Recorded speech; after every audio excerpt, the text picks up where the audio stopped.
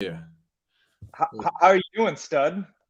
Good, mate. I've hit live. We'll go straight into it, bro. Okay, let's do it, man. I am honored to be here. Thank you for having me on, man. How you been? Good, man. You sexy American bastard. I missed you, man. Hey, just trying to keep up with you, man. You bring that accent over here, American ladies done for, man. Well, dude, funny you say that. Funny you say that. I went to Iceland. Yeah? There's Americans everywhere there. Okay. Everywhere. And this rumor, when I was saying to you, dude, I don't believe this thing about, the American chicks hearing the English accent. I was like, it's all a rumor, man. It's not. They genuinely Nah. love the accent. They love it. It doesn't matter if you just give they hear one word, it's like game on, switch on. So see, that's what I'm trying. I can't keep up with that. You hear this voice? It's not anywhere near as yours, Yeah, but man. dude, you come over here with that accent and those good looks, dude. You'll clear up. Well, you wouldn't if you were married. I'd be surprised though. You don't think in over there in England? Do you think that they think the same thing with the accent with us? Oh, I don't know. It doesn't. I don't know. I don't know. Americans are a bit hit and miss here, Yeah. Well, yeah. Well, good thing I'm taken already, so that's good. It is. Anyway, how is life in Charleston in the USA? Life is good, man. Been working, grinding a lot of backstage work. So, like I told you, leading up to this, there's a lot of stuff going on backstage that once it's time, it will be released live. So, yeah, I don't feel like you can do that. I feel like you're teasing me, man. I kind of want to know more. What can you tell me? let's just say it's going to be able to serve my audience, the high performers that I coach. It's going to help reach a wider base of people. More like I already help guys all over the U.S., but we're talking worldwide here. Woo! You're coming to England, bro. You'll be coaching men in England soon. I don't know. We'll find out though. But yeah, it's going to be much more expanded. Yeah, we'll talk more about that because you're an excellent coach, dude. Obviously, we met in Malaga. Appreciate that, man. How many years ago did we meet, dude? I think it was 2017 where we went over a beautiful Malaga, Spain. Never forget that. Paul Mort, love him, and great time. But yeah, we hit it off right away, and that was a really good time. But I think it was about 2017. Yeah, that was good. That was some good times, man. Yeah, we got chatting and we got on quite well, man. So it's mate, it's been 3 years since 4 years since we've had I know we've communicated and I think we jumped on the phone once, but since we've had a proper chat. So I'm excited to have you as a guest on here, but I'm excited more just to catch up, man, and see what you've been up to and see. I was gonna say I'm excited to be here, man, and catch up with you as well. What's really frustrating, dude, you haven't aged one fucking year. I don't feel like an old man speaking to you now. I don't know, man. You same as you, man. I was gonna say you still everything's top notch. So I mean, maybe we're doing something right. This is the Better Man podcast, right? So maybe we figured out to reverse the clock, go back in time a little bit, slow down aging. I don't know. I think you're just being nice there, man. Anyway, dude, what's life like in America right now with restrictions and COVID? Like, I've got no idea. So my friend was saying about New York being like super strict, like restaurants you can't go into, and then you've got like Austin, which is like really chilled and relaxed. It seems like it's completely different in different states. It is. It is very. It all depends on where you go. I will say now that with the rates of where COVID is now, things of course it's still here, but it's declined. So things are a little bit more open and being more free. So there's a little bit more leniency. But where I am, it's not as maybe as strict as probably New York City or California. So it all depends on the states, how they kind of function it and everything. How about for over there? Mate, I'm not a news watcher, so I don't really know. I just know the cases are going back up, and there's rumors of the restrictions and so on. But there's big debates here about the vaccine and things. Some people, mate, everything's black and white. You've got your pro-vaccine people, and then you've got your anti-vaccine people, and there's nothing in between. But I mean, I've been back, and I wanted to go to Iceland to travel, so I went and got vaxxed. But I still don't agree with this this harshness of you must get vaccinated. If you don't, you can't come in this restaurant. I'm like, Are we really heading down that kind of that kind Yeah. of... Yeah, when you're stepping on that line, I think it becomes, I'm almost, one of my biggest values is freedom. So I think giving the people anywhere in the world the freedom to choose. I understand the safety precautions, those kind of things, but I understand where you're coming from in terms of like, where do we draw the line of like hardcore to like leniency in certain things. So Yeah, but the gym was took down straight away. I mean, was it? yeah, we're open now. Like gyms are open like normal, but I'm sure. I mean, I don't know. Are you still working in the gym world, the gym environment? No, everything's from the home base, man. So everything's home, got everything set up. All my clients from all over got them set up to where they can do it at home, just because of, and I'm sure you experience this too with the gentleman you work with. They've got a lot of obligations and responsibilities to deal with. So aside from, I mean, COVID happening obviously kept them at home more, but even now, since things are a little bit more open, it still is that saving them time. Like, what can we provide you at home with minimal equipment that's still going to allow you to succeed? Because you and I both know it goes outside, movement, as I like to call it, or exercise. That's one part of the puzzle. There's so much that goes on in play of that. So if we can get that solved out of the way with them, even at home, then we can start. As long as they get everything else gone, then they're good. Yeah. So what I noticed on your Insta was this whole time reference. So, you helping guys get into better shape without dedicating shitloads of time. Because I think one of the obstacles or one of the objections by a lot of guys is, look, dude, I don't have time to go to the gym 4 times a week. I'm busy. I've got a business. I've got kids. I'm not going to the gym for an hour and a half 4 times a week. So is that something that you specifically dial in on, Logan, and you kind of like address that obstacle? Yeah, absolutely. So, and that's the thing with my guys who are typically businessmen, executives, high performers. They have, not only are they busy, but they've got responsibilities and obligations that may differ from someone else. Now, that doesn't mean that it's impossible for them to make something happen. It's not a justification or an excuse. Like, you and I both know that. But I looked at it from a different viewpoint of like, okay, there is one way to do something. There's nothing wrong with going to the gym, right? I think it sets up for a good environment. It gets the blood flowing. You're seeing other people do it. Maybe some people beside you, especially if you're doing any kind of group stuff. It can be inspiring to push in that environment. But if the obstacle always reared its ugly head of, okay, why are they not making it happen? And because it's usually, kids get sick, they got to fly, they got a project due from work. Okay, so all these things are coming up. If it's always, well, you must go to the gym, that creates an ultimatum. And then it's almost like they never get started. And even if they do, they feel, I can't do it perfect, so I might as well not bother at all. And I said, okay, well, that doesn't serve anyone. So how do we do it where we give them the minimal effective dose? Okay, this, don't get it twisted. I'm not about quick fixes. I'm not about like, any of that shit. Like, I tell them right off the bat, this is going to take some effort, right? You're going to get into this, what you put out to it. And, but it doesn't mean that you got to be forced to go somewhere where you may not be able to at this time.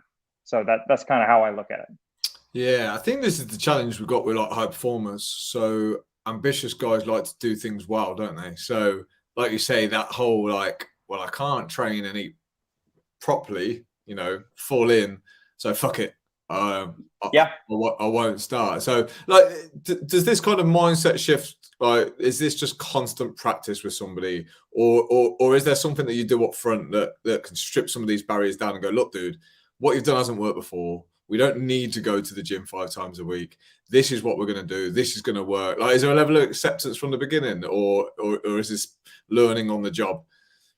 Yeah, it's there. That's a good question. So it's almost, there is a paradigm shift to make in the beginning, because I will say the guys that come to my world, it's very unconventional.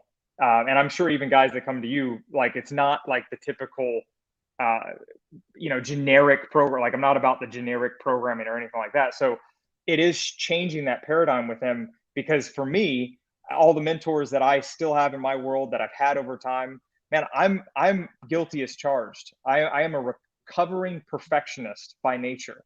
So I would always, whether it was in business or even in my fitness or relationships, that it would be like, if I can't do it this way, I might as well not bother.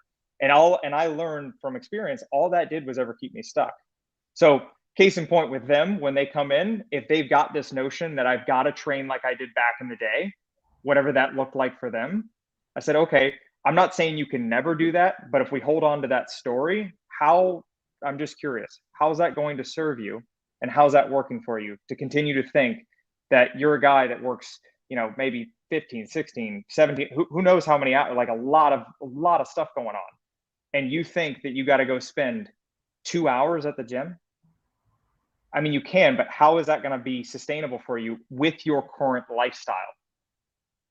So we switch that around. And I think over time, once they get the notion that if you can aim for progress, not perfection, give yourself a little bit of forgiveness and get back up and keep moving forward the next day, the currency of that result of you pushing forward, of consistency, that is what we're going towards. I tell them all the time, I'll say, I take a guy and listen, I have nothing against the mantra of beast mode, but in my world, I'm all about least mode, not least amount of work. But for them, I say that because beast mode entails that I've got to go smash it and bash it. And in their mind, that if they don't smash it and bash it and be in pain, that they're not going to get a result. I said, I'll take the guy that's a high performer, that's got a lot going on in his world, that can be consistent for 90 minutes or for 90 days straight on doing the bare minimum, even if that's maybe 20 minutes of exercise within a day, as compared to the other guy who thinks that he needs to go beast mode because his buddy or he saw someone else do it. He's 2 days in, he's so fried and in pain that now he's like, oh, I can't do this. I can't do this anymore. I quit. The F it, why bother?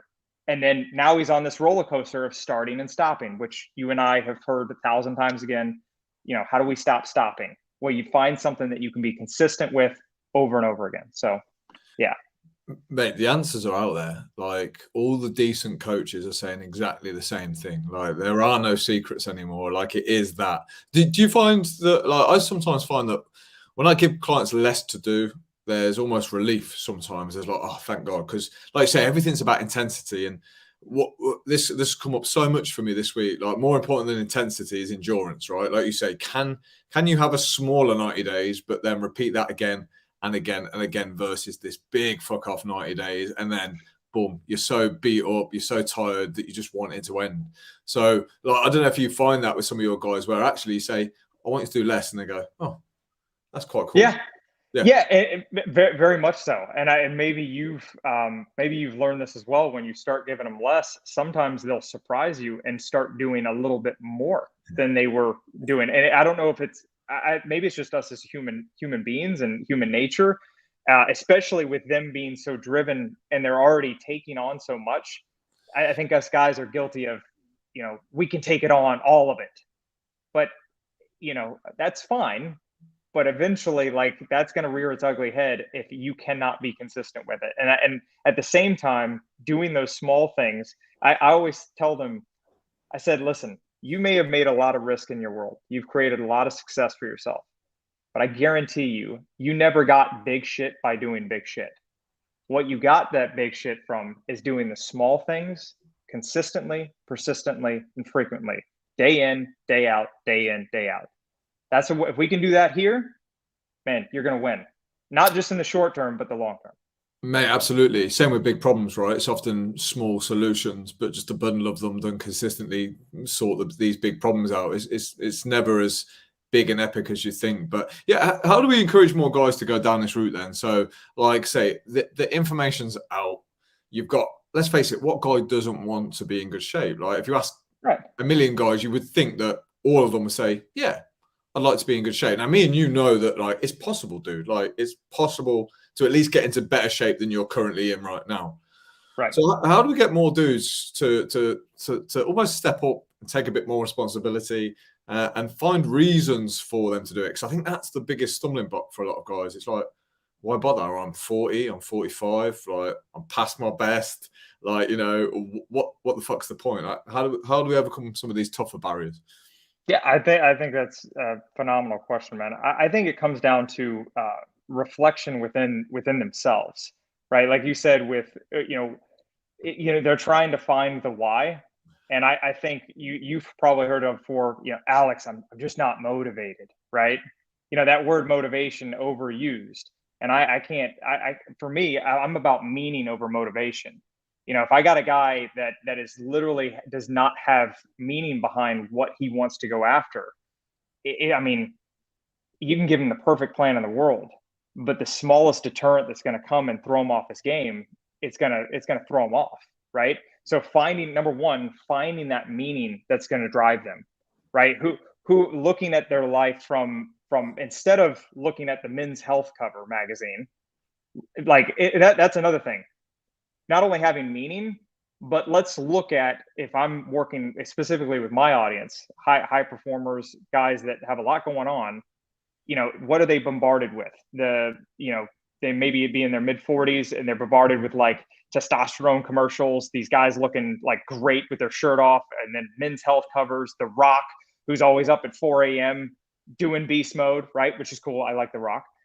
But they're seeing all of that. So they think that is, okay, that's how it must be. But they have to understand that, okay, what are you investigating that person's lifestyle, the guy on the cover of the magazine? And then you also have to go, number one, is that truly what you want? Like, get down to the bottom of it. Because a lot of my guys, when they first come to me, they're usually, the phrase I hear is, I'm sick and tired of being sick and tired. Their energy is number one. If they can get that energy back, now they're able to show up at a much higher level. They're able to be more attentive, more patient, less maybe grouchy, snappy. And then at the same time, now that they got the energy, now they don't feel drained. Now they can do a little bit more with their bodies. Now they're doing with their bodies. So when they come in, it's like in the beginning, they may think, like you said, well, I'm 40, man. Like, what's the point? But once they get that energy back and they start moving and go, wow, okay, I was writing this off for 10 years. Oh my God, like I can do so much more. Wow, now that I've done it, what else can I do? I've got the energy for it. Well, shit, maybe I do want to, fit my clothes suits a little bit better. Maybe I do want to, have the stomach be a little bit flatter. Now you can start to go down that path of the aesthetic vanity portion where, again, I think goals without gravity have no meaning, right? No, like if there's nothing behind it, if it's just like, yeah, I just saw a buddy, who's got, he looked great at the beach the other day. Okay, what else to it? Well, I don't know. You see what I mean? There's a whole difference between someone wanting to look good with their shirt off, which that's okay. But there's another huge difference between someone that wants that and someone who wants their life back. Like in terms of, I want to be able to go to the beach and play with my kids instead of using the weekends as recovery because I don't have enough energy to get off the couch. Right? Okay, so I'm picturing guys listening to this going, I agree. I don't think there's anything that you can disagree with that you've said. So how do you start to encourage someone to attach more meaning to things? So yeah, okay, I'd like to get in better shape, but like how can you help me with the meaning? Are we talking we turn attention more to the people that we love around us, doing it for them, or are we talking about delving into other areas? How do we discover more meaning for an individual? Yeah. So in terms of looking at what is going on in their world and who and the way that they're operating, how is that affecting their day-to-day life? And are they okay with that? Right? Looking at it from an internal perspective, getting that inner reflection of going, okay, am I willing to allow myself to tolerate where I am any longer? If that answer is no, then that is a stepping stone to say, okay, maybe I can do something, whether it's getting someone in my corner or just doing something on my own, just to start. Right. I think that right there is, if they can investigate that meaning instead of just like, because you and I both know, I want to be healthier, though is admirable, is very vague. It's very vague. And I think if we're vague with the outcome, then the results will be vague as well.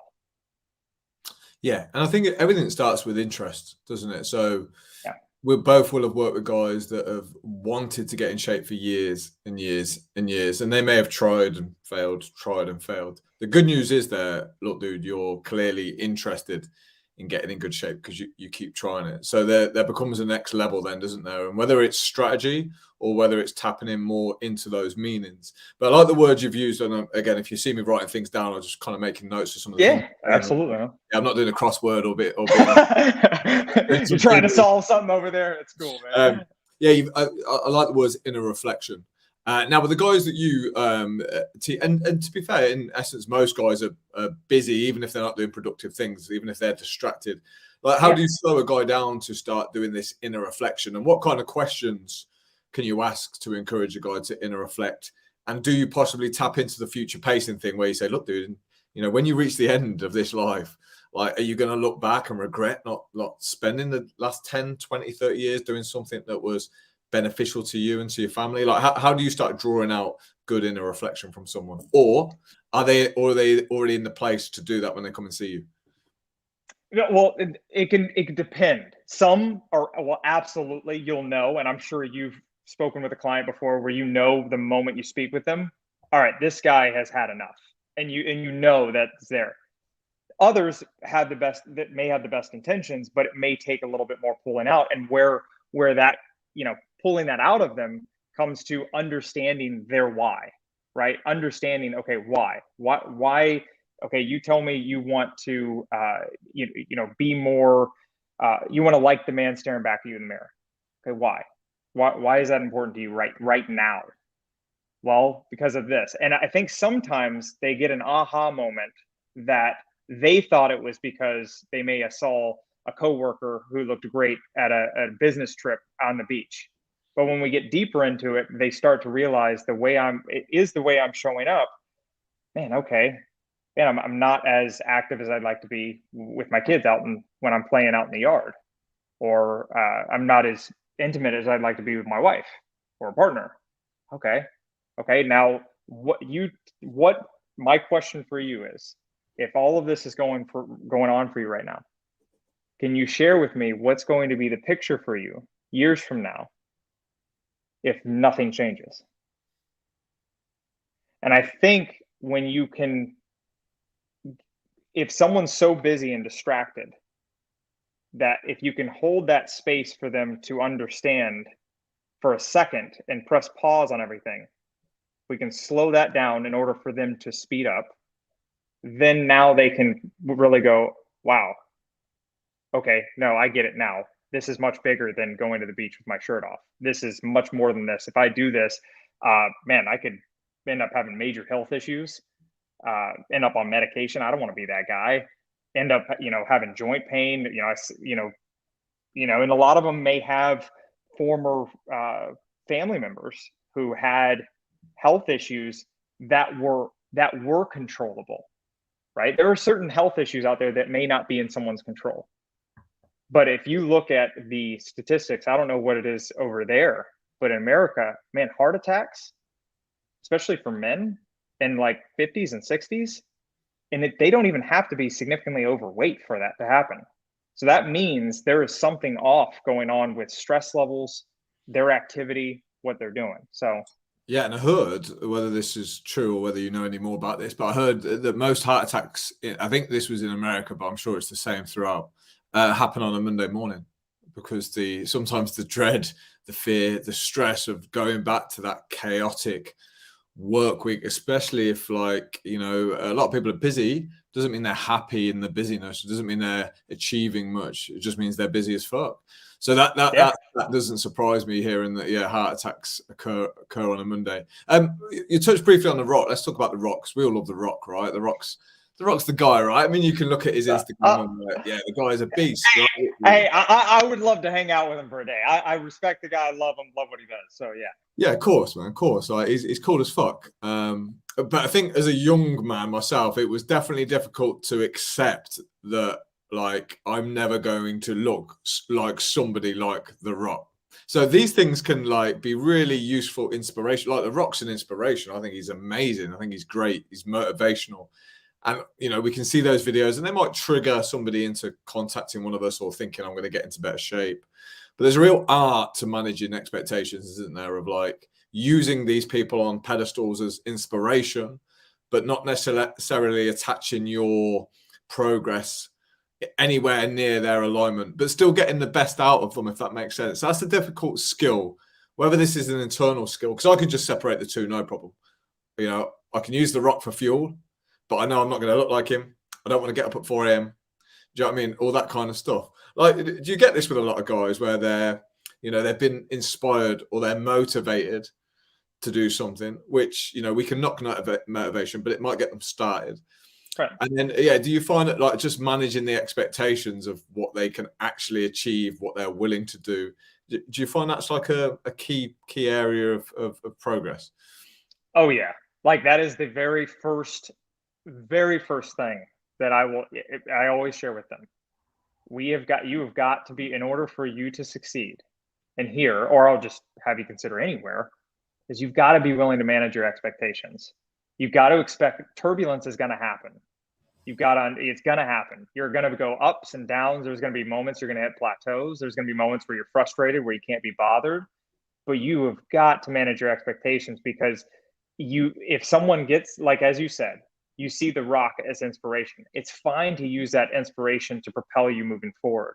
Right. And like, I've so many mentors in my world that I've been so inspired that I look at them and I don't go, oh, what? Now I go, man, yes. Like, yeah, like that pulls me.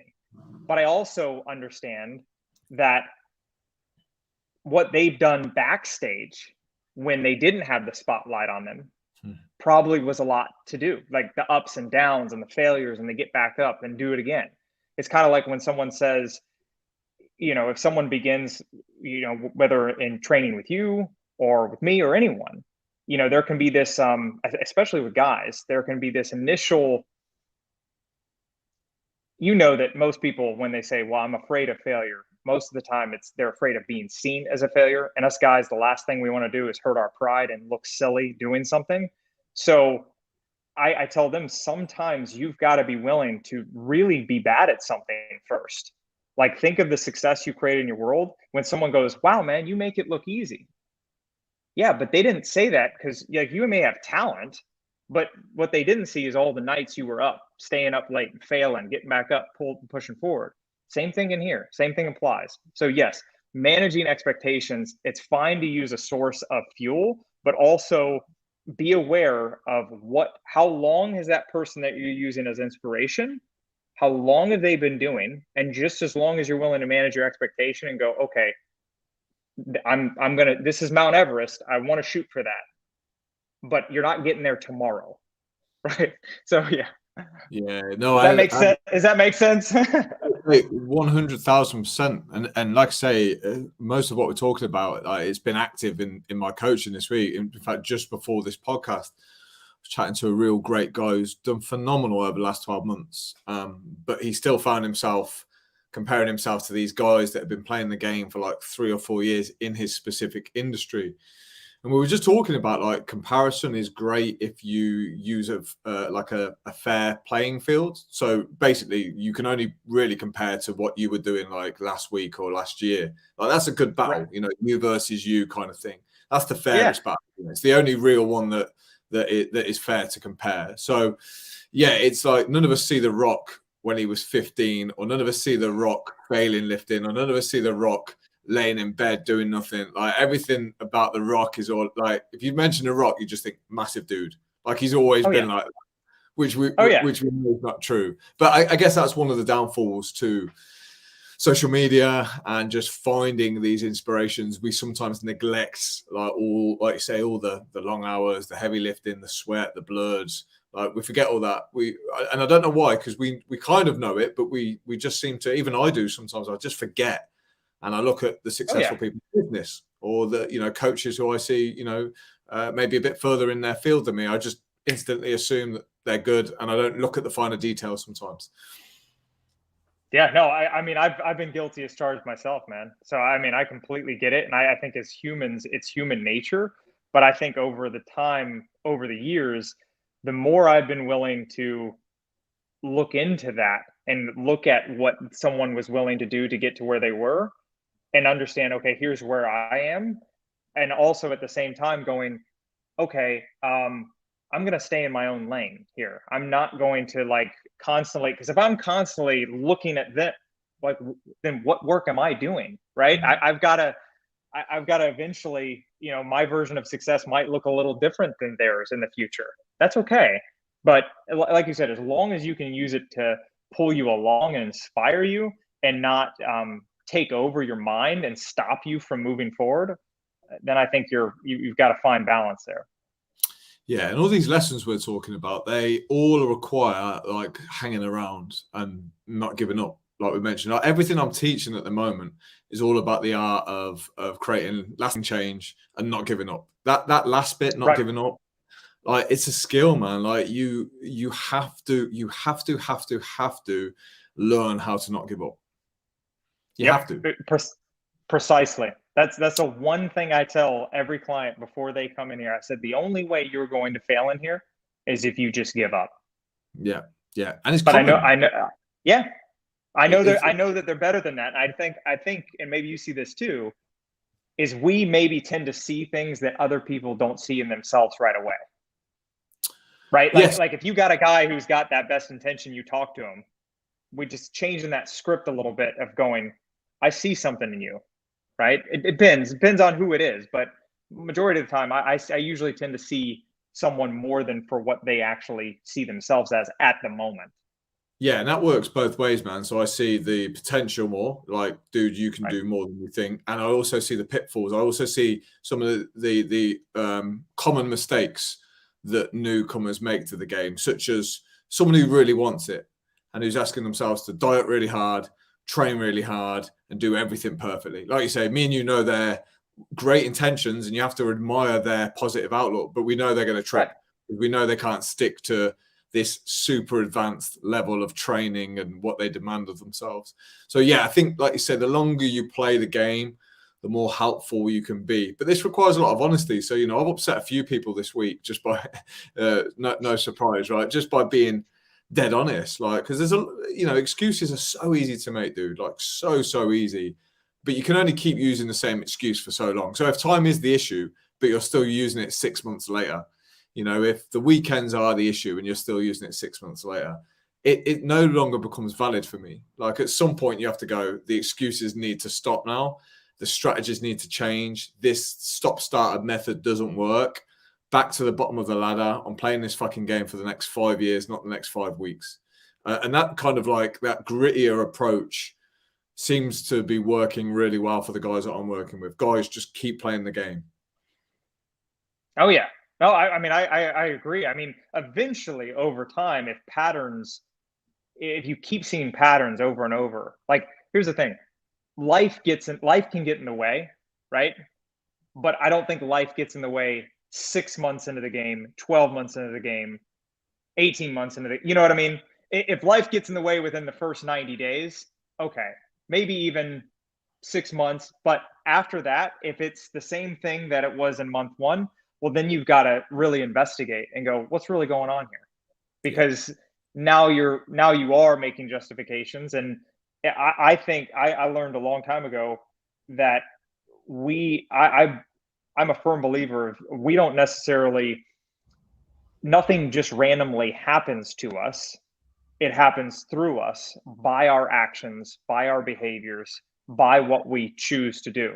And this is another thing that I learned from one of my mentors, is that, you know, the difference between choosing and wanting, right? Wanting is over time can be make you feel like self-degrading. Like imagine if someone was really out of shape and they kept saying over and over, man, I really want to be fit. I really want to have more energy. God, like, and they just sat there for 20 minutes and thought to themselves about that. But then they got up, went to go eat like a cheeseburger and fries, watch the news. Now it's gone.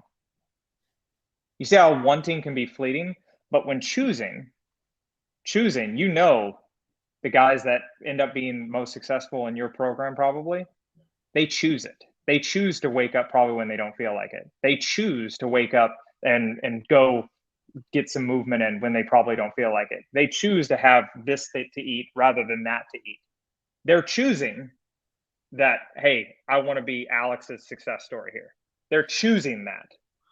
Yes. But Yeah. The big question for me is, what are you willing to do? Because it's real easy to say, I should do this, I need to do this, I want to do this. Like you say, those kind of that kind of language can be it can be more harmful than good. Because, like you say, most people don't do their shoulds and don't do their coulds, so they end up feeling like shit. They feel terrible. So that little question of like, what are you willing to do right now? Like, no matter how small it is, what are you choosing to do? I think that's a great way of looking at it. And again, it takes away the tyranny of the coach, because if we're there going, dude, you've got to fucking do this. Like, it can work for a short period, but we know that that's not the key for long lasting change. And that was like the old school inexperienced Alex used to take that method. You've got to do this, you've got to do that. And it looked good from the outside because the short term results were good turnover. But I think if you want lasting change, you've got to hand it back to the client and help them figure out things that they're willing and ready to do. That doesn't feel like it's tearing up their world, because compliance is pretty much everything. If they're compliant and they choose to do it, you're going to get one hell of a result, right? Oh yeah. Yeah. And it's also, I don't know from your experience, but from mine, I put it, I'm a huge, like I said, about freedom, giving them the freedom to choose, right? And also making them very clear of, if you're wanting to choose to be this guy that you say you want here, I'm going to share with you what that's going to take. Now I'm going to assess, are you ready, willing, and able to do those things? Okay, no. Perfectly fine. Then maybe it's best that we course correct your goal. What do you think? Because you see what I'm saying? There's no way. I do. So what about this way? Like, what if you had a real clear target that you wanted to hit, Logan? Like, let's say it's in business, right? You've got these big ambitions. Is there an argument that you'd rather just set the goal and then have the attitude of whatever it takes, I'm willing to do? Or would you flip it back around and go, no, don't ask that. Ask what you're willing to do first, and let's see where it takes you. Does that make sense? The two different approaches. Yeah, so that's the goal. The why or the goal is bigger, is the biggest thing versus the actions. So does that make sense? So, Logan, I'm going to get to 8% body fat. I don't give a fuck what it takes. Can that sometimes be more powerful than I'm willing to? Because I'm willing to will change over time, won't it? So your guys coming through the door from day one, like, what they're committed to doing will be different in 36 months' time. Like, they'll be in a different place. They'll be stronger. They'll be grittier. They'll be more knowledgeable. So these things change, whereas sometimes the goal is the goal. Like, I don't know if you've ever thought about that approach. Oh yeah, absolutely. And if we're going, in terms of, coaching our own selves, like, if I know, like, I even did a video with one of my groups, multiple of my groups this morning, of sharing, and I learned this just kind of, you look at, high performing athletes, right? You look at the Kobe Bryants and Michael Jordans, and you look at Tom Brady's, you look at where they've gotten to their success level and where they ended up. And when you ask the question, what is it going to take to win for those guys in that scenario? Whatever. Well, it takes what it takes. Yeah. Right. There is options, but there's no choices. Like, if they wanted to win another Super Bowl or wanted to win another NBA final, well, it takes what it takes. They can't linger on that. So when you shared, hey, Logan, I want to get to this real badass goal. If I sense that and I investigate on that, and I see, like, okay, this guy does seem like he's really ready to get after it. He is willing to, and then yeah, right. I think assessing the individual of where they are, meeting them where they're at now, is always critical to go, how much can this guy handle right now compared to this guy? Yeah, and that's cool, man. And again, commitment comes through action, doesn't it? Like, it's easy to talk, so it's easy to say what your commitments are going to be. But yeah, I think we'll only learn something about ourselves. But I think there's a good argument sometimes, and I think every guy should do this at some stage in their life, to try and push past what they think their limiting beliefs are. So the good thing about the physical world is it's the most direct and honest route. Like, if you want to get into shape, it requires a lot of the key skills in life, like discipline, commitment, hard work, grit. This is why I love training. It flags up all those things, and it can teach you that you're a grittier person than you think.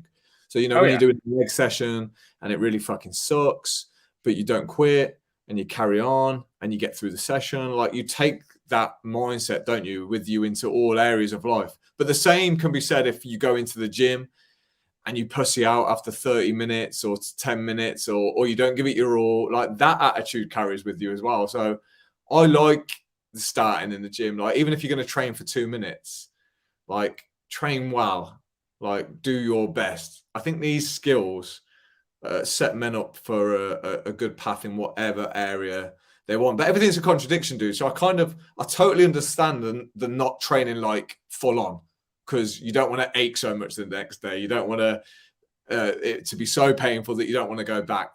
Again, that makes total logical sense, doesn't it? But again, on the flip side of that, you're like, no, dude, we're going fucking hard. We're going hard because this is going to teach you a lesson. So everything's a contradiction. And this is where, as you rightly said at the start, it's that individual communication with someone. And you start to pick out what you think they need, because they might just need a tiny bit more resilience on the first week than what they've got, just a tiny bit. And that might mean just going out of the house and going to the gym. Even if they do absolute terrible session, that might have built up a tiny bit more resilience to like doing nothing.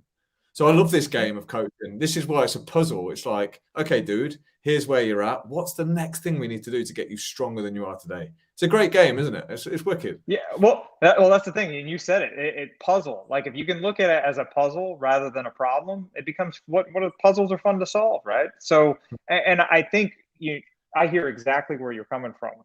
There can be some contradicting points to it, where at least from my experience of working with clients, yes, you and I both know of where you may have gotten in your own physical training, or where you've gotten and developed it, that it's like almost a part of it. It's like, oh, but then I got to reassess, is this what I want, or is this what they want?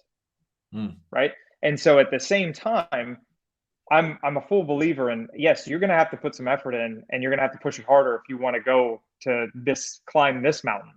But if I got a guy who's been starting and stopping for over 5 years, he's having a hard time getting off the couch, and he like quits something after 2 weeks, then I found, at least from my experience, that overloading his plate already right off the bat, and then setting him up to like not even carry that momentum of consistency, usually does not do well for long-term results. It usually gets the pattern going back at again. But if he's been consistent for like, over 30 days and 45, he's like, man, I got more energy, I'm stronger. What else you got? Okay. Now I'm seeing a different guy from day one. All right, now here's what you can do next. Yeah, I think I've seen it all. I think I've seen I think the most common thing is that, like, these baby steps for me. Something, this is kind of like how I do my coaching. It is very much of like, look, dude, don't look ahead yet. We're focusing on today and the tasks that you said you complete today, whether it's getting out of bed on time, whether it's, I'm a big fan of that. But occasionally, and the guys will come up to me and say, I'm ready to do a bit more. And like you say, you've got them at that point when they're asking and they're choosing to do that extra gym session. So there's one guy I'm coaching who comes to me and said, Alex, I'm going to stop drinking. And now I knew booze was his downfall. It was a thing that was, consuming all his calories at the weekend, but more importantly, it was fucking with his head. So, Monday morning, terrible hangover. Friday night, the process would start again, drink, and so on. But when he came to me, I didn't mention the booze. We both knew it was a problem. I thought, I'm going to keep quiet. We worked on other things like training, half decent nutrition.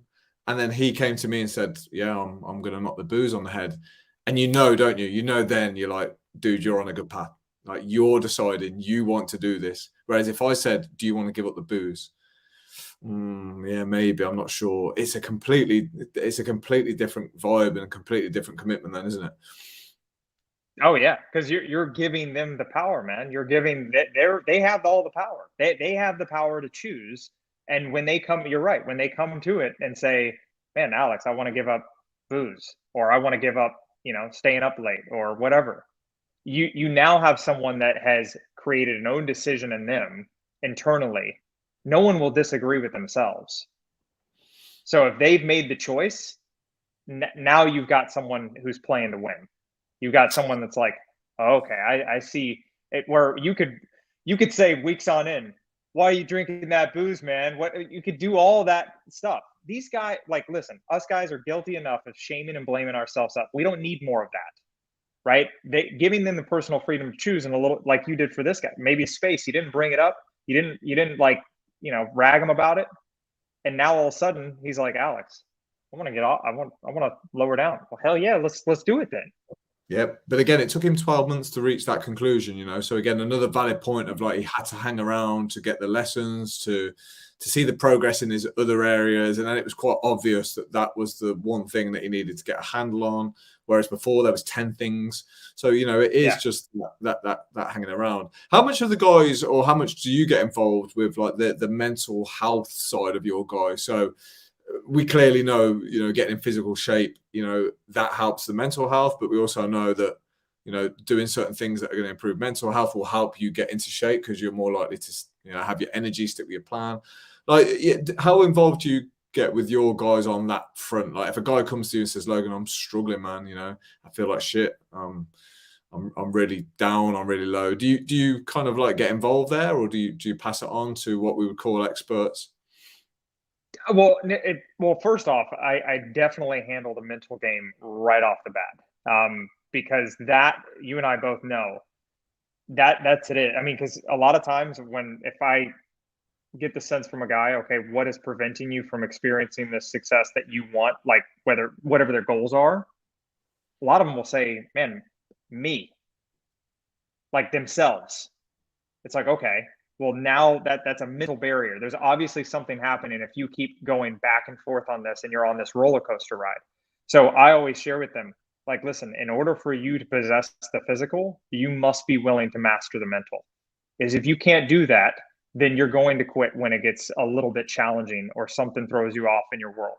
So yes, dealing with the mental game and the mental health of seeing things from a different perspective and putting on that different lens, yes, absolutely. I dive into that immediately. And a lot of them, to be fair, because of, I'm sure there's a lot of great coaches in the world that already do that. But if you look in our world, what are they seeing? They're seeing a lot of generic stuff out there. So they immediately might be like, where's the nutrition plan? Where's the workout? I'm like, whoa. We're getting there, right? But we've got to start here first. If we don't, well, then now you're going to end up 3 weeks later, right back where you were before you came to me. Tell me how that makes sense, right? So we got to get that mental game squared away, and we got to assess the deeper things. And I always take it to where they're comfortable taking it with, right? Maybe challenging their stories, assessing, hey, is what you're saying to you, is that serving you right now? But again, only meeting them where they are, and I'm going to go at a pace that they are confident with and how much they're willing to share and open with at that period of time. And then if the patterns keep rearing at their ugly head and something keeps happening over and over, well, obviously I know that's a mental game. That has nothing to do with, who they are as a human being. It's just, there's something blocking them. There's something happening there. Yeah, I don't know what the message is like in America, but we put a lot of time and effort now into promotion of better mental health here because it's a huge issue, and I'm sure it is overseas as well. But the message is always talk more, and we've got these campaigns about like just even if you're in a pub, talk to the person next to you, and I'm a bit like, oh, hold on. Firstly, most dudes aren't going to just open up and start talking to a random stranger. Secondly, be careful who you speak to. But a little bit like the COVID thing, like for me, there's, apart from the jab, there's some basic precautions that you can do that are real easy and simple to help with your immune system. Vit D, good food, exercise. And the same thing for me is true as mental health. It's like, why aren't we pushing the trainable skills that we know, the journaling, the meditating, the good food, the water, all the things that, over time compound into better mental health. Like, why are we not really being aggressive on those things, on the disciplines in life that are going to keep you more balanced? Your energy is going to be up, because it's always a struggle to keep a grip on your mental health if your energy's always so low, if you're tired, if you're exhausted. Because, dude, like, you know, Logan exhausted is completely different to the energized Logan. The exhausted Hell Alex, yeah. yeah, exactly right. The exhausted Alex is fucking horrible. Yeah, you don't want to. I wouldn't want to be on this podcast if I was low energy Logan. But Right. More times than not, I'm never there. But yeah, because as you say, we work at it. But no, I'm completely on board with you. Yeah, so now that you're working with guys from all over the place and different parts of the world and so on, do you notice any differences between? So, for example, the American people that we met in Iceland were so much more positive than Brits. Oh yeah. Oh, there's a vast difference of different dialects in terms of behaviors, personalities. And yes, I mean, I'm working with a guy right now who is from the UK. He lives in America now. Great guy, astounding client, done amazing.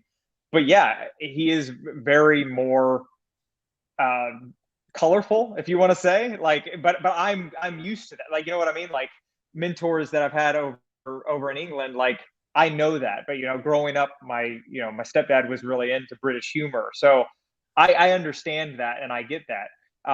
But yeah, that you're looking at two different fields. When I look at, if we just take different parts of the world to America, I don't know what it is, but there's something about this over desire to like win, which I'm sure that's everywhere, but it's sometimes that can just take over so much that people lose sight of what it is. I'm all about winning, but like what is winning to that individual? What's it look like, and how is what's operating in their world to consistently get to that winning level? And that depicts on how they show up.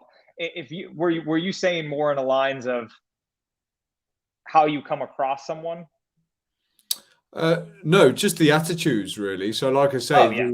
I met quite a lot of American people in Iceland, and their outlook seemed far more positive than us Brits. So, for example, dude, we were on the bus going to some destination, like doing some snowmobiling, and there was two American girls sat next to me, and like there was a rainbow, and they were going nuts, and like we saw these horses, and they were like, "Oh my god!" But every time we spoke to them, it was like it was raining. They were like, "Isn't the rain beautiful?" Whereas me and my mate were like, "This fucking weatherman." We had our hoods up, we were like that. Why is it fucking raining? So, but just the out, and I thought like just that outlook sometimes has a big interpretation of how you view things, doesn't it? So it's raining, or oh, it's raining, great. Like, do you know what I mean? It's just like it was different because completely different culture. And the Icelandics were very different as well. They were very quiet, very reserved, but they live in a lot of darkness. You know, they sometimes through their winter they have like 1 to 2 hours of daylight. And as Brits now, everyone here is complaining because the clocks have changed and it's dark. And this is all we talk about now. Oh, it's tough through winter. It's tough through the dark. But yeah, just wondered if you'd picked up on any differences between the guys that you're coaching from different areas, even different states, because America's so fucking huge. You guys, like, your states are like our country, right? So I wondered if you picked up any differences to approach to mental health as a culture. You know, the way people are doing things. Like, I wondered if you picked up any trends. Oh yeah, I have seen that is like whether regardless of where they are, whether America or even outside of here, you know, if you have someone who is constantly the glass is half empty, constantly, and they're not willing to look at, like you and I both know, it's not about fake positivity. But I mean, scientists have even proven that we think on average over 60 to 70,000 thoughts a day. Most of those thoughts are repetitive, and majority of them are like self-hate, like, oh, I'm a loser. Oh, I'm not as good as him. Oh, I should. Oh, man. Right. So if that's already happening, and I've got a guy that's glass half empty, if he's not willing to be open to shifting that to a degree, then yeah, even if he does get great, he's going to think a lot of things suck, because you know what we give attention to tends to grow. You know that. So if it's like constantly like things suck, things suck, things suck, well, they're going to suck for that individual in that world to a degree, because of the way they're perceiving it. It's going to come completely different based on the lens they have. Yeah, it's an identity thing as well, isn't it? Sometimes people have already written their story, and it doesn't have to be like that. I know that was a battle for me. It's like you think that this is who I am. I'm a naturally negative person. I'm naturally cynical, and it's just what we've trained over and over again. Have you kind of ever tasted like this low feeling, this depression, or this being lost in life, or anything like that, where you've really had to do the internal reflection on yourself? Yeah, I mean, multiple times, especially like probably over before I even started even doing what I'm doing, getting to that point of my own version of being sick and tired of being sick and tired. And then, having multiple points in my career of going, oh man, and I want to be here. Do I have what it takes? Am I good enough? Right. And then getting you know, having to be willing to look at things and fortunately make the choice to have great coaches and mentors in my world to spot my blind spots, to give me a different perspective of ways that I never thought of it. And then once I've learned that, I always look at make sure to mind my language to myself every day. My wife even makes fun of me. Like, she's like, I heard you saying something in the mirror. Like, yeah, I'm making sure I know that I'm set to go today, that I'm set to go. I'm not looking at it. And it's not that, like, listen, I'm human. I have down days. I have rough days. But even on those days, I'm doing the best that I can to be mindful of the language that I'm feeding myself so that I can keep pushing forward and I can keep going and stay, really, man, okay, I'm spot on here, and be very fortunate and appreciative for where I am, and at the same time where I have the possibilities of where things can go. Dude, I can picture you staring in the mirror, putting that gel through your hair, going, I'm a beautiful man. Not at all, man. I'm like, oh man, what? Why don't I have Alex? Like, where are we going, man? See, you got the Jason Statham thing going. That's what I need, man.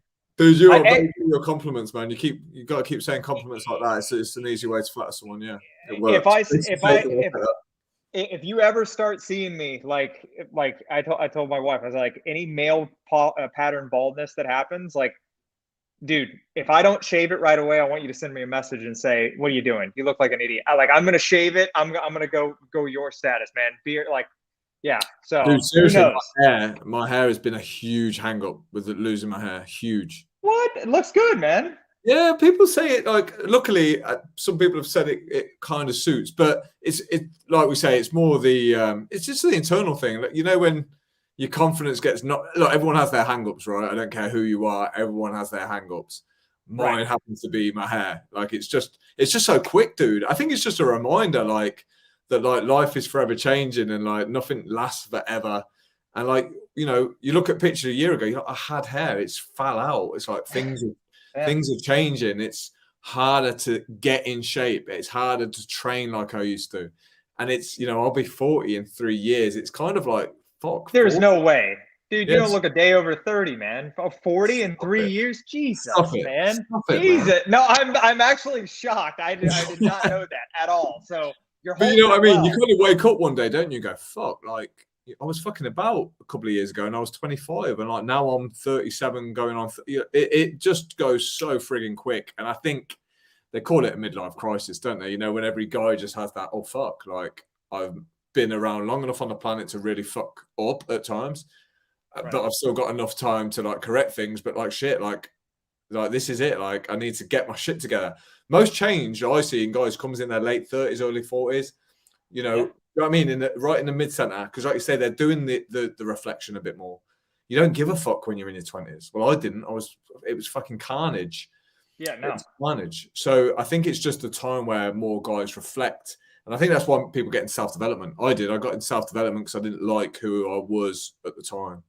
I think a lot of guys do that, whether it be physically and they look in the mirror and they just go, I don't like who I've become. It's very easy to do. Like, yeah, I'm never judgmental anymore of a guy who ends up in a bad place because it's easy to get there, man. And we take our eye off the ball. And before you know it, 5 years has passed and we've gained 3 stone. It's easy, right?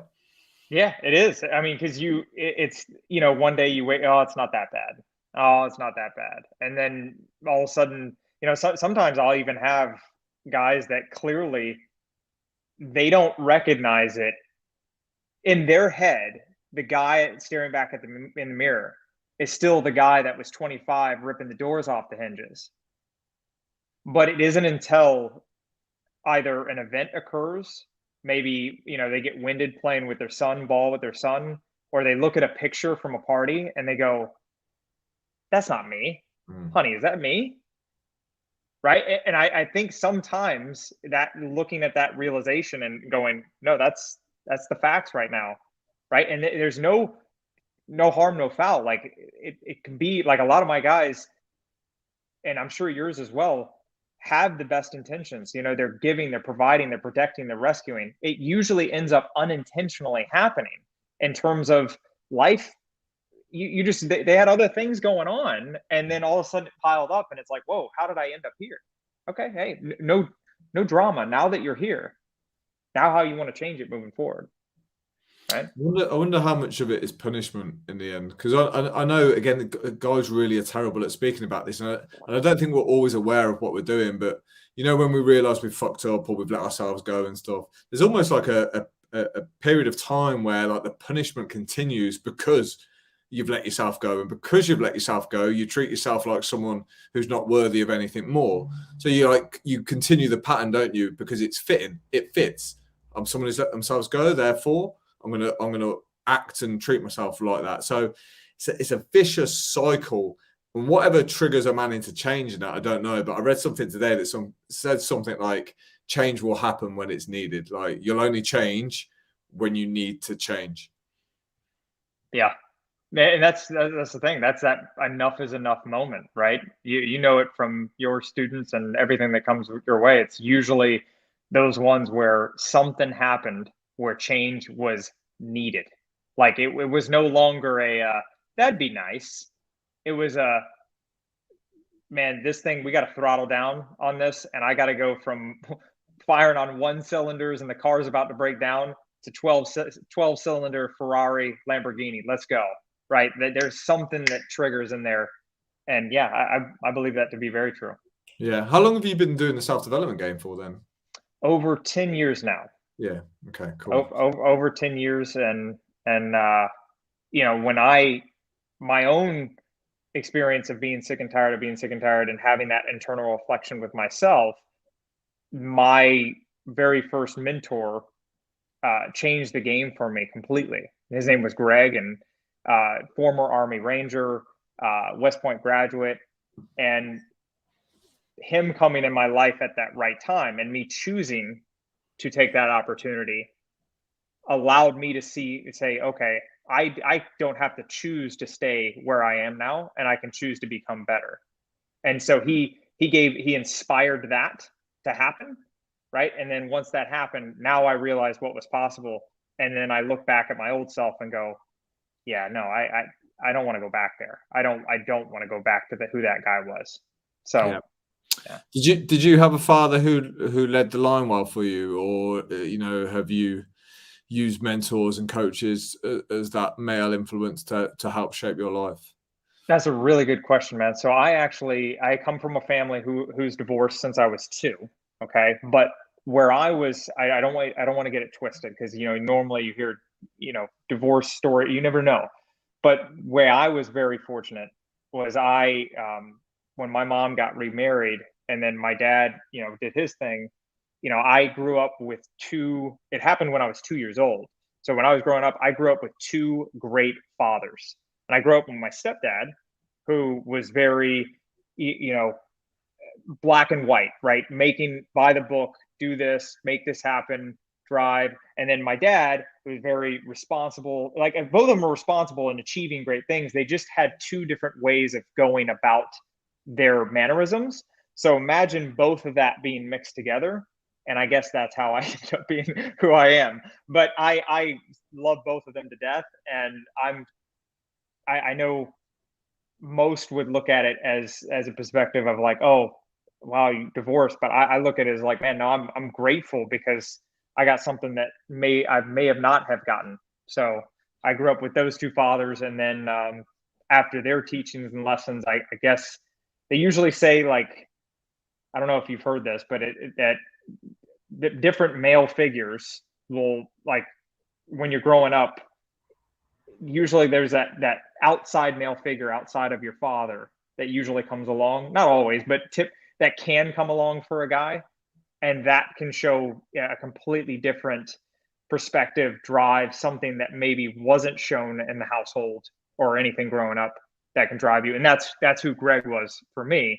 And then from Greg, then you got, Morty. I got guys all over that I just respect to the nines, and they inspire me every day. And so, yeah, I guess they just I guess added the extra schooling in there of male figures in my world to help me where I am. Yeah, I think that's all it is, man. Like you say, our fathers can only teach us what they know, and, Right. and they know what they've been taught and what they've been passed on. So to expand that area of knowledge and use mentors, I mean, they've been really critical for my development. And talking about when you look back and you don't recognize who you were like 10 years ago, I know that's true for myself. And the mentors have definitely played a positive role in that. So all the investment, the thousands of pounds spent, there's never a day where you question it. Really, it's good. And that's why I'm glad guys are working with people like yourself, because you play a big role, man. You'll be that influence to those guys. Do you know what I mean? It's great.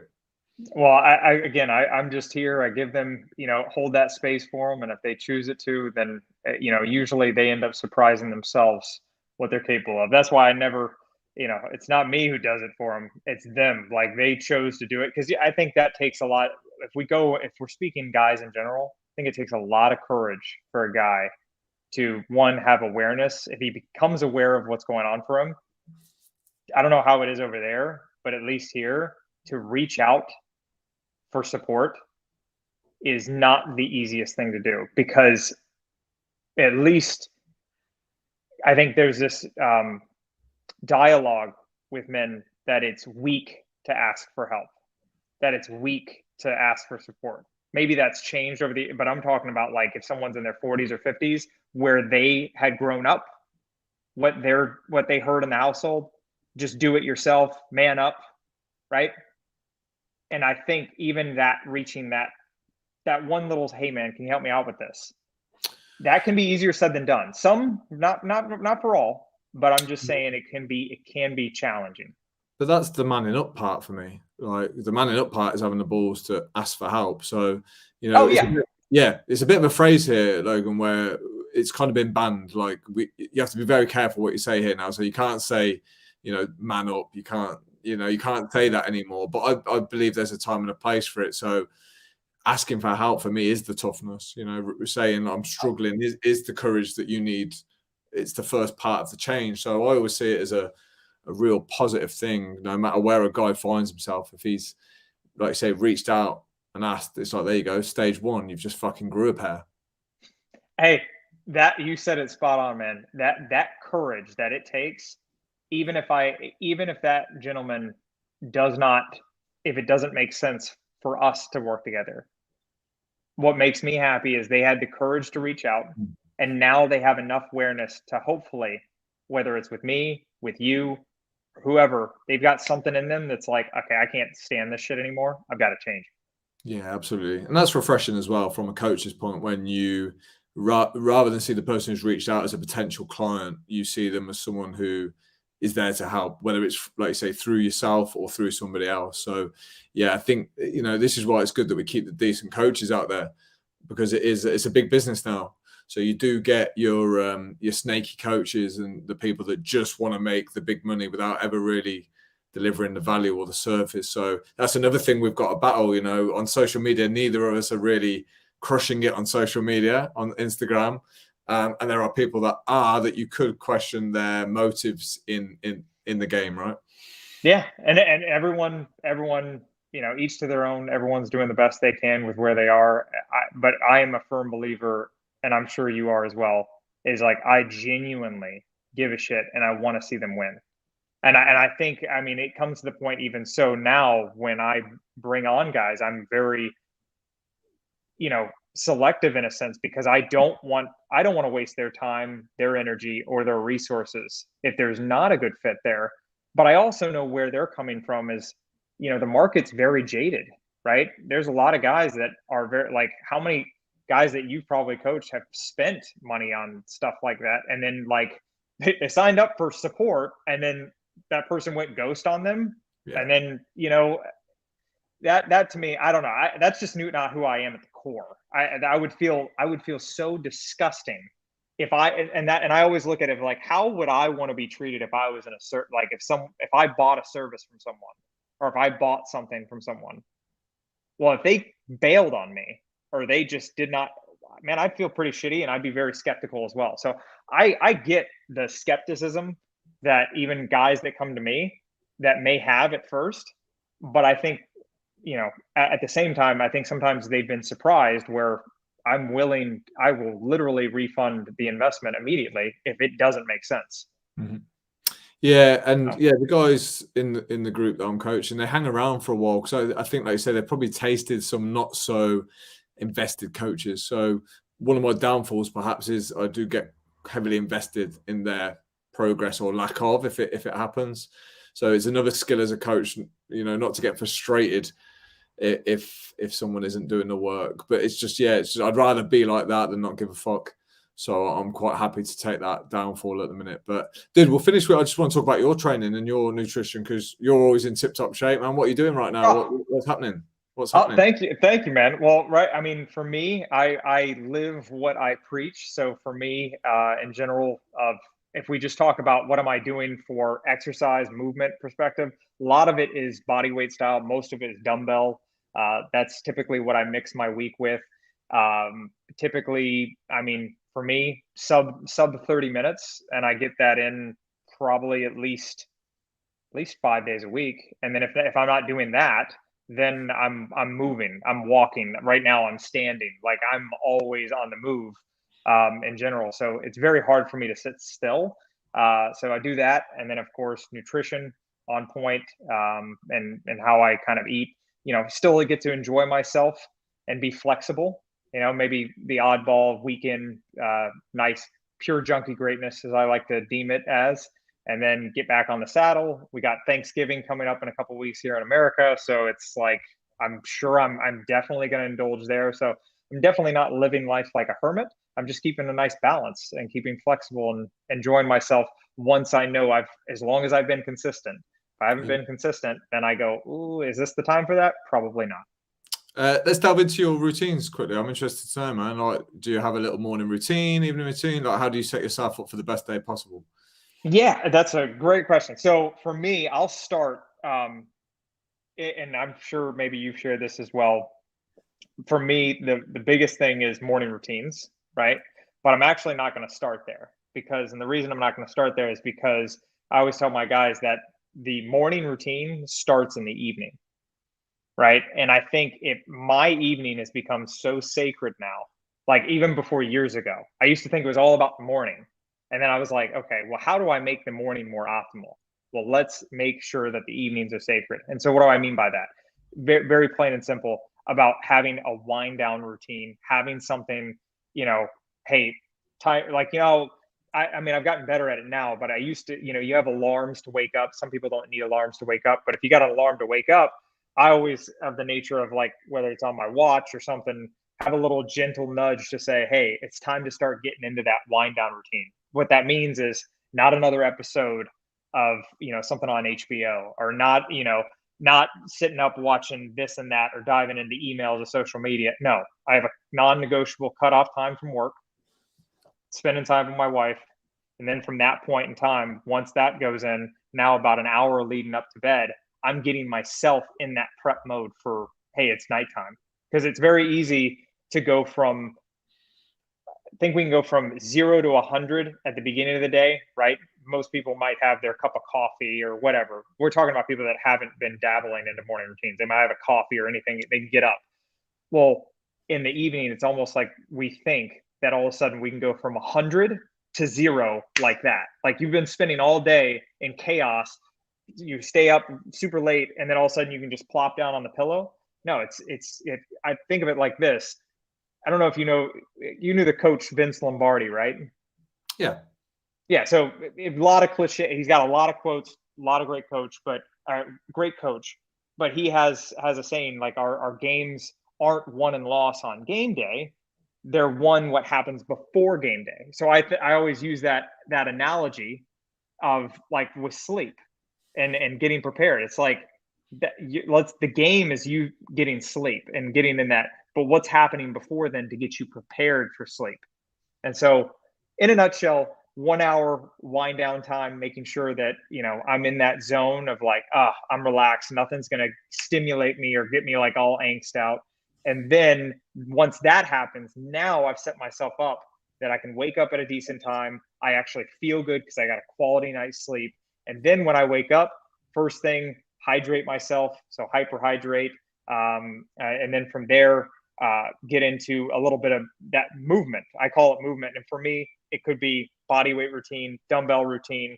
If I'm really crunched, going for a walk, getting my steps up, whatever it is, I'm always finding something and not trying to pigeonhole myself and going, oh, I couldn't do that. If there was a routine I wanted to get in that day, I just call an audible and say, well, I didn't get it Tuesday.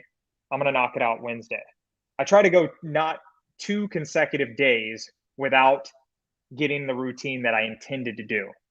Does that make sense? Never miss twice, as we say, mate. Never miss twice. Bingo. You know the drill. Twice. Mate, do you know how I know that's been a great podcast? How's that?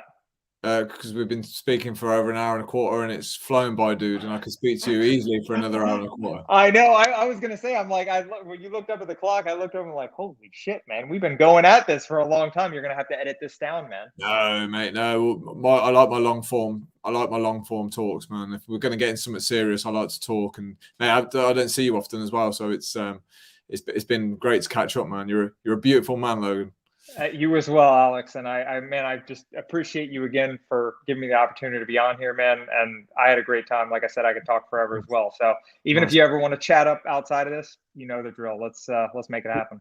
Yeah, we'll get you back on, man. I have a lot of my guests come back on like a few months later because, dude, we haven't hardly touched the side. So there's plenty of shit to talk about. So you'd be very welcome on for part 2. So Logan Henry, thank you very much. Dude, where can people track you down on Insta?